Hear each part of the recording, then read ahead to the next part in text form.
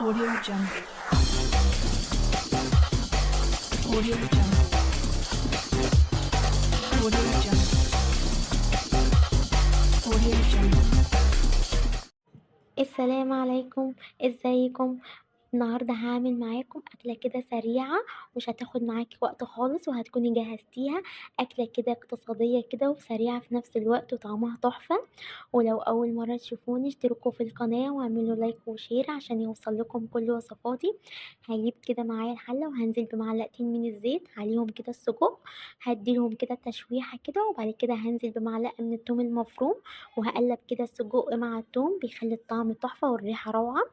وهانزل كده ببصلاية كده مكعبات مقطعاها مكعبات بصلاية كبيرة، وهانزل كده بطماطميتين مقطعاهم مكعبات برضو، و3 قرون من الفلفل الرومي وممكن نستعمل سبايسي، ومعايا كده بطاطساية حجمها كبير مقطعة كده البطاطس مكعبات، وممكن كمان تزودي البطاطس لو حابة.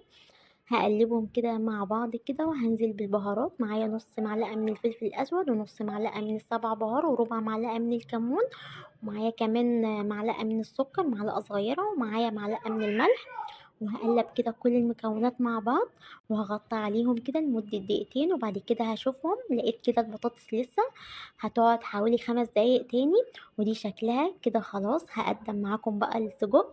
شايفين الشكل تحفة والطعم روعة، ولو عجبكم الفيديو ما تنسوش تعملوا لايك وشير وتكتبوا لي رأيكم.